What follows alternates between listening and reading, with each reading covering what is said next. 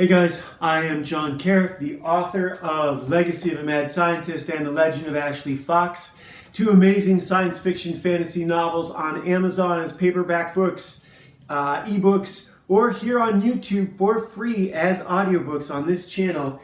And if today, December 6th, is your birthday, then every day at 12:06, celebrate your happy birthday minute. Whatever your birthday is. Take your month and date and it's your happy birthday minute. I came up with that for my last girlfriend. She liked it. So if you have kids or a girlfriend, tell that to them. This is What If Conan Came to the Modern World. I don't know what the exact title is. What if Conan walked the earth today? This is a what if. I don't think this got in the new cartoon series. I know they have one in the 2020s with the Avengers and Iron Man and whatnot.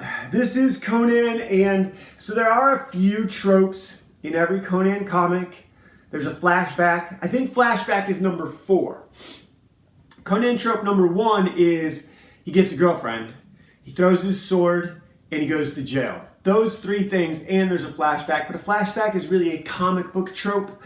But you can see Conan comes to the earth today and, of course, gets a girlfriend. And they don't mention how... I think this is, again, the Marvel method where John Buscema did all the heavy lifting and Roy Thomas came in and got all the accolades. Roy Thomas came in and wrote the story, but that just means he wrote the narration boxes, the exposition boxes, and the dialogue captions. John Buscema did the real work of this. And so here is Conan the Barbarian being a barbarian. This is John Buscema, and who's the inker on this? It was one of his very famous, Ernie Chan on the inks, and I could read that. You guys, I am really quickly going blind in my right eye, so I spent all day today drawing and got some good work done. Been really loose, forcing it with speed, and it's worth it. It's good. I should show them to you guys. I haven't decided if I'm going to or not. Maybe I will. Anyhow, here is Conan fighting some other guys, as you're wont to do when you are Conan the Barbarian, the greatest fighter of all time in your era. As the Watcher explains to us, we get 3 pages of exposition here about Conan, 2.5, before we pick up with what Conan's actually doing in the moment. Conan being the greatest fighter of all time, and here he is wandering into a strange city where he's on break between campaigns. They don't really explain. Or if they did explain, it wasn't memorable enough for me to remember it. I do remember this Iron Man hostess ad. The first ads are always the best in these comics.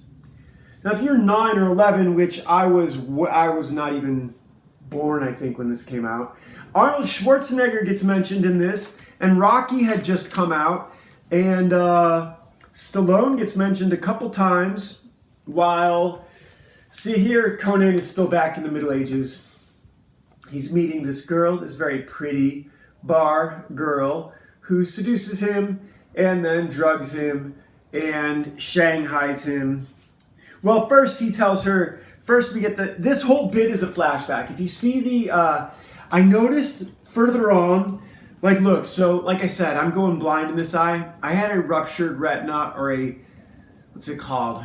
A disconnected retina. I think that's what it is. I had a whole bunch of spots, like a bunch of floaters appear, literally in one moment. And now it's really hard to read with this eye. Basically, it's kind of become worthless. It's really heavy light, it's flooded with light, and blah, blah, blah. So, but what I did notice, and looking at this reminds me of it, when John Buscema does flashbacks, and I don't understand why this is a flashback, because this is actually, Roy Thomas wrote this as the current moment. But John Buscema does these really thick, rough borders, panel borders. And I did notice later on, I should explain what's going on before I jump ahead. So this girl, here's the girl, has Conan drugged and carried off by her minions or whatever, her helpers. She drugs his beer. and they wrap him up in a carpet, and he wakes up in chains, and she's talking smack to him.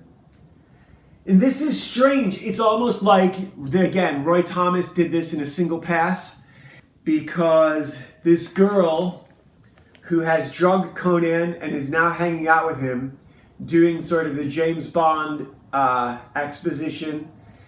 And then a priest comes in, sorry for shaking the comic so much, a priest comes in and explains about how he came from our world and he has the means to send Conan back, or to send Conan away in this well. And then there's always something comes back in the well. He drops people down in the well and they put on the lotion, the waters, they go underwater, and then something comes back for this guy, some other like precious object. And so he's going to do this with Conan and the girl. So the girl who was talking smack to Conan a page before is now a victim of the same trap. So here you see her lounging back. Here she's clearly in charge. And here she is sharing Conan's fate. They're both being sacrificed to the waters, which do not reflect the same stars above, as it's said in the dialogue. And there's all this talk of where they're going to go, etc., etc. Conan has these visions. Yeah, this being a double sort of king size issue is really relatively indulgent in terms of the setup. We get all these pages of setup before Conan even wakes up in New York, and the staples are here, like the one we had yesterday, the annual, the Tarzan annual. So this is a lot more than Marvel Comics usually gives us. This is backstory about the sinking of Atlantis and everything mankind's had to do since then to get to where we are, 150 centuries after Atlantis sunk, apparently. It's called the Hyperborean Age. And here, as he's being lowered down into the well, Conan's ropes mysteriously age, and he's able to snap them and rescue himself and the girl, because he's not going to let a girl go to waste, especially a girl who's that cute. And he climbs them both back up the rope out of the well, but at the last moment, the rope has aged too. The waters of the well are making these things prematurely age, apparently. And it snaps, or it was already old, and Roy Thomas just didn't bother to write in better dialogue. And Conan falls into the well and goes through the portal into New York City. Now, here's my issue. Aside from the couple small problems of doing one pass of writing, or Roy Thomas letting his assistants write this, and then going in and checking their work, which is probably closer to what happened,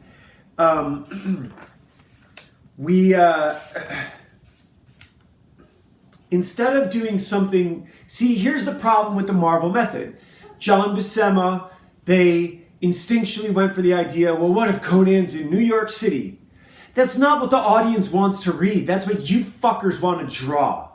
That's what you lazy bitches want to do out of convenience. And here I am 50 years later telling you you're fucks. 45 years later. And you know what? I'm right. Conan wouldn't have been in New York. He should have been in London or Paris. He should have been in or Barcelona. Anywhere in Europe. You guys are douchebags. You guys are such douchebags sometimes. Fucking stretch a little. This book is a total missed opportunity. You can't even go in and rewrite the words in this book. It's so boring. This is a massive missed opportunity. This is cliche after cliche stacked upon cliche upon cliche. Now, granted, America was not, the world was not as, how do I say this? I want to say cosmopolitan or metropolitan, but that's not the right word. What TV and movies have done to the world since this book came out, they have made everywhere the same. Sort of what Alan Watts threatened that air travel did, is it made the location the same as the destination. And we have the same franchise coffee bars and the same franchise restaurants, and the same franchise box stores, and from one end of the country to the other. And he's very much right about that. That's what they mean when they say the journey is as good as the getting, journey is half the fun. Getting there is half the fun. I know I'm butchering that phrase, but I didn't know I was going to say it. I never know what I'm going to say in these things. And despite my attitude, I am very happy right now. I got so much good drawing done and good writing done lately. Enjoy your happy birthday minute every day, you guys. And this is not bad. It's not bad art. I just don't like what happens in the art. And I got into an argument with someone on Twitter yesterday about what's more important, art or story. And one of the douchebags I said, I draw and I write, but good writing is much harder and it's much more rewarding when it's done. And some douchebag said, keep telling yourself that. You know what? Fuck you, man. I can probably outfight you too. I'm probably better than you at everything. Sincerely. And if the story didn't matter, everyone would buy portfolio books. Portfolio books would be the best-selling items. Here, and the other comment that happened in this Twitter exchange was, I buy the book based on the art. Well, then when you bought the book, you would know whether or not you were getting your money's worth, and you don't. You don't know whether or not you got your money's worth until after you've read the story. If the story and the art are greater than the sum of the parts, that is magic in comics. If the story and the art detract from one another and there's no enjoyment found, then you got less than your money's worth. It's that simple. If story didn't matter, everyone would watch fashion shows. I know a lot of people watch sports.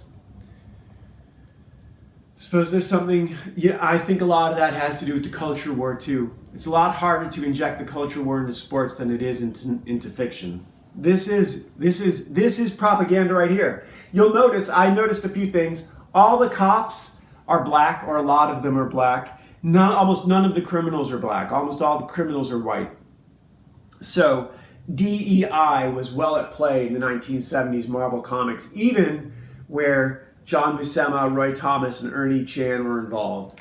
And it was probably being pushed down their throats with like a fucking cannon and whatever they use to fucking load cannons, Those giant plungers. Here we get a little old lady. So Conan is dressed like, a freak in 70's. He shows up in Greenwich Village. Okay. But a little old lady smacks him with her purse and he dunks her in a trash can, and that first gets him the attention of the police, who proceed to chase him throughout the rest of the issue. He runs from them, he climbs a building from them, everyone is watching, he draws his sword, but he doesn't end up killing them. They fire their guns at him, and he recognizes their guns as magic. He knows what they do instinctually, but he just thinks it's magic, which makes sense. He jumps off of a building onto a catwalk, a fire escape. Now look, the art is great, the action is great, just the why and the wherefore did not get the attention it deserved. He runs into this girl who's driving a cab and she rescues him. And it's actually, it's not awful. It's just kind of dumb. We do get these little interruptions of, and I need to remember to bring this up because it's kind of weird, lightning strikes. Like Conan did not come down in a lightning strike like Thor, but he may as well have. And they start happening all over the city and are plunging. They end up plunging the city into a blackout, which I suppose is interesting. It really does drive the plot quite a bit in that. So Conan and this girl enjoy an evening together until the city suffers a blackout and people start looting the shops. And Conan goes down to defend the shops, thinking that if they loot the shop, they'll come up to his girlfriend's apartment next. And so he has a fight with a bunch of people who are looting furniture. Like, this is the part that's just silly. They're looting furniture in the middle of the night. I suppose in the 70s, you couldn't carry out those massive fucking televisions. They were huge. And so yeah, I didn't even get to the part where he's down there fighting the people. This is where he's down. He jumps down to confront and fight the civilians. Look at how indulgent that is. 4 pages to show a blackout. In a normal comic, if the village had been plunged into darkness and some chaos happened, John Buscema could have done that in 3 panels, or 2 panels, or 1 panel if he really wanted to. You guys know, here we got, like, this is just great art on John Buscema's part. I don't know who to blame for the story. The story is just weak. It's not as creative as it should be. Again, this is like what I was ripping on Tim Seeley in Revival. You could have done anything, and a roadblock during any kind of pandemic is a comic book that is just begging to be written. If I had the time and energy, I would do it, but I have much better, funner things to work on. If I had the time and a team of people, but that's definitely something you could pull off. Here, Conan, some kid steals Conan's sword and he breaks his jaw. I keep wanting to call him Tarzan, and it took me so long to get used to calling Tarzan and not Conan, but this is a couple of the civilians call him Tarzan, which is funny too. But this is Conan, and he's having it out with the regular citizens of everyday New York City. It would have been better if it had been London or Paris. And you could have come up with a better storyline. He could have run into the mobs that run those cities. He could have donned a disguise and like put on normal clothes. He could have met Tarzan. You could have had anything happen. You really could have. You could have sent him to Africa and really had him meet Tarzan. But so anyhow,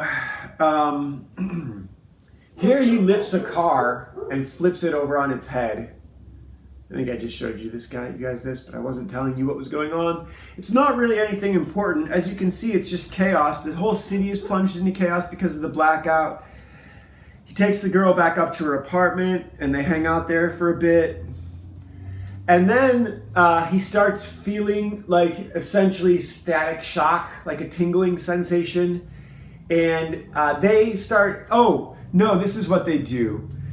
They go, she's showing him magazines and he sees the Guggenheim and he thinks it's a ziggurat. And so they go to the Guggenheim Museum. For some reason, he's convinced that he can get home from there. And the Guggenheim Museum is being robbed by a bunch of white guys. And they, of course, open fire on this girl and Conan, and he has to fight them. I think he does. Let me see if it's on this page. Not on this page yet, but this is just him fighting them. He throws them over the side. He breaks their necks. He, does the typical Conan type stuff.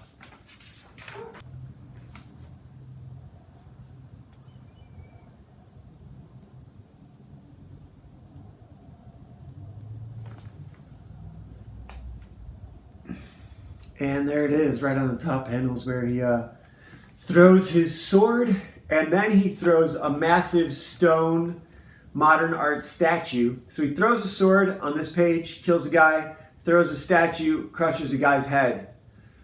So look, again, we've talked about this before. For all their plot holes, they don't pull any punches on the violence. There's no comic book plot holes. This guy, they don't say this guy lives. They don't say this guy lives. They don't say the EMTs will be able to save him. That's one thing they're very upfront about with Marvel Comics. These people do not survive. They do not survive their encounters with Conan, with Tarzan, with the Punisher, with the Wolverine.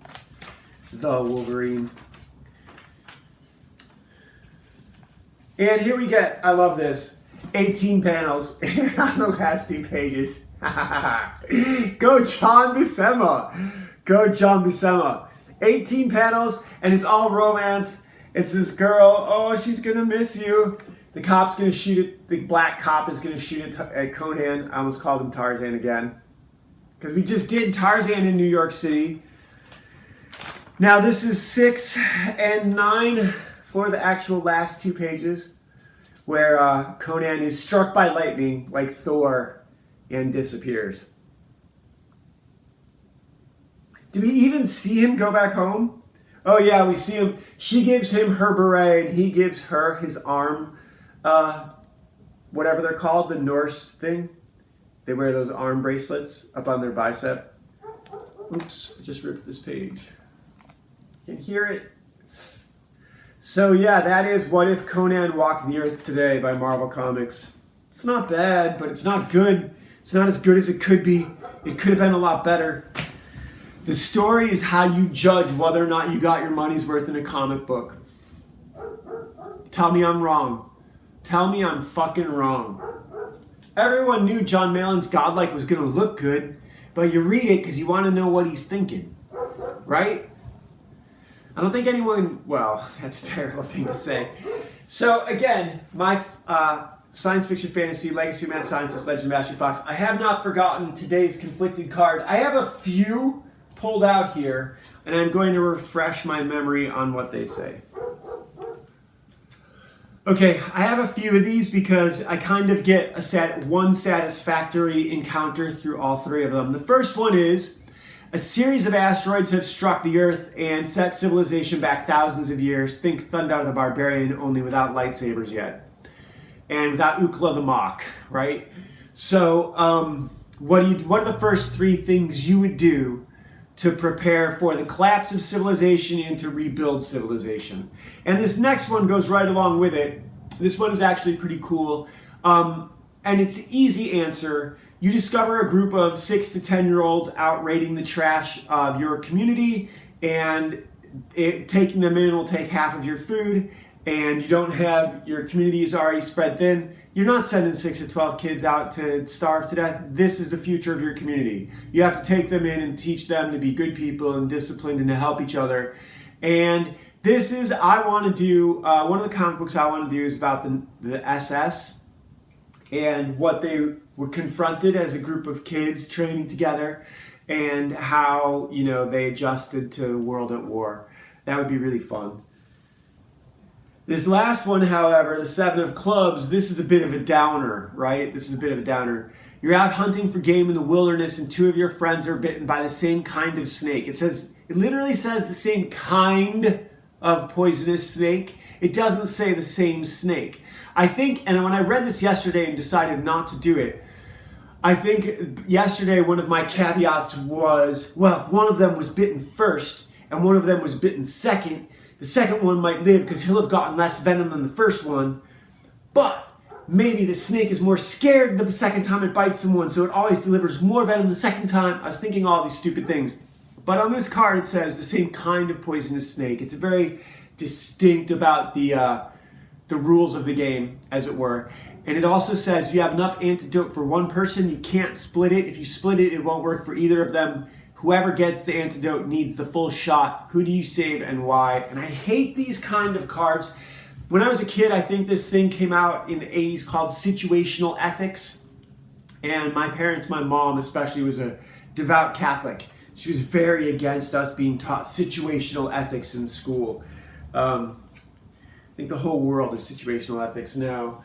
But anyhow, those are today's cards. The good one is, of course, you discover a bunch of kids looking for food. That is the best thing that could happen to you in an end of the world scenario.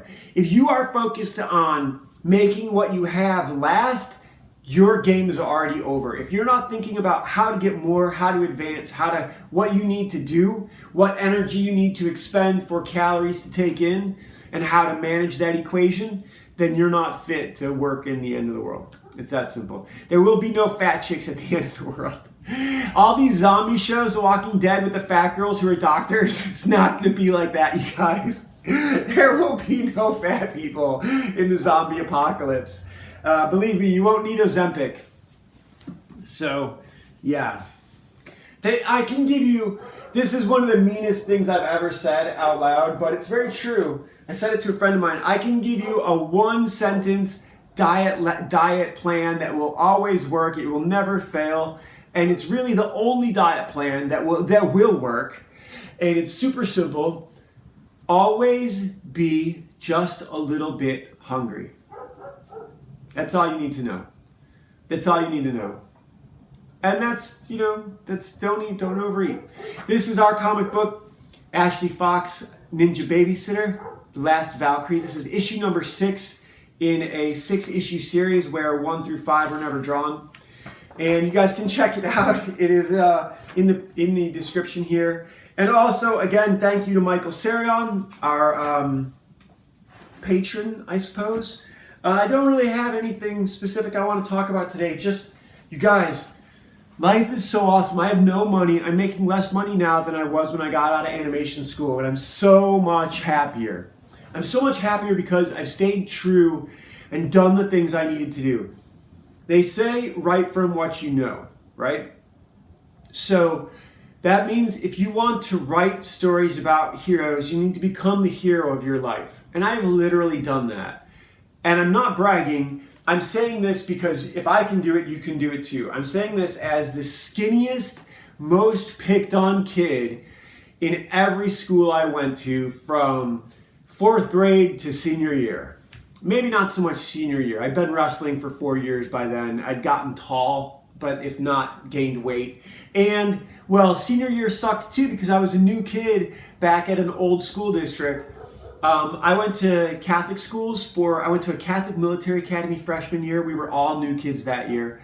I went to a different Catholic school for sophomore and junior year because the first one was too expensive and I was a charity case. And even though my tuition was paid for, it was still a big expense on my parents to send me there. It was a boarding school. It was a Catholic military academy.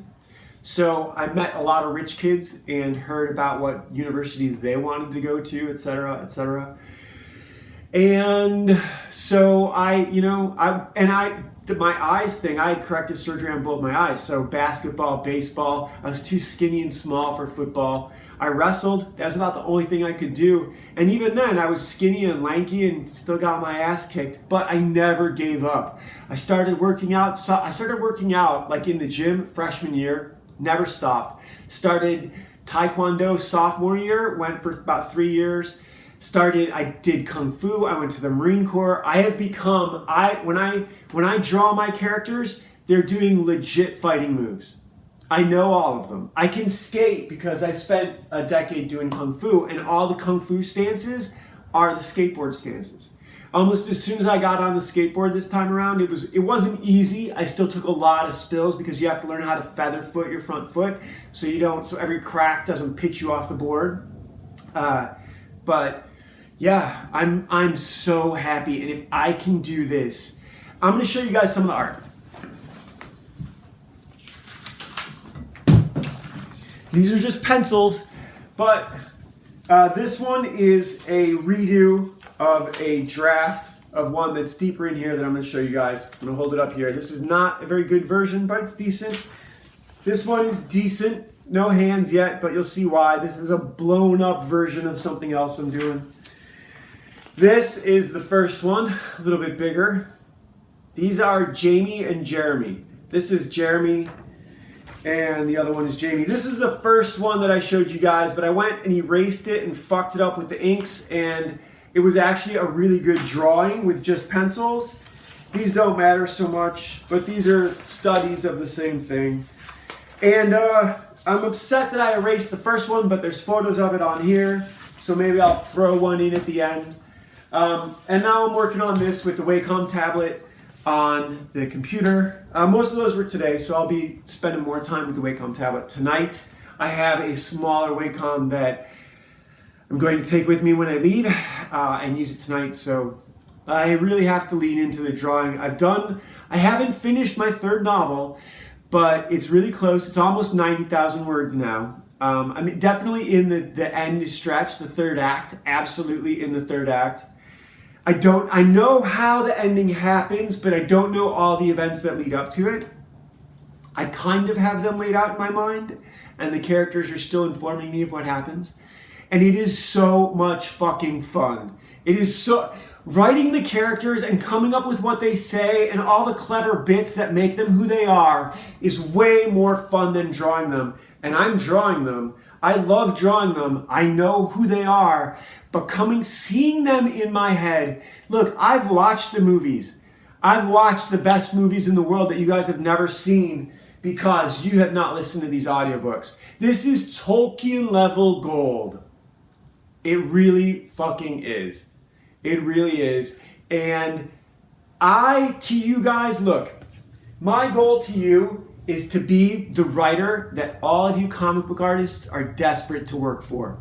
And that's what I've written here. That's what all my stuff is. My stuff is fucking awesome. And eventually you guys are going to be like, dude, hey, I want to draw this. Can I draw this? Yeah, sure, man. I love your art. And that's what's going to happen, because it's what's going to happen. You guys just watch and see. Remember, and I came up with this too. This is my ego talking. Enjoy your happy birthday minute. Do something nice for yourself every day. That's FBI Special Agent Dale Cooper from the series Twin Peaks by, what's his name? David Lynch. See you guys tomorrow.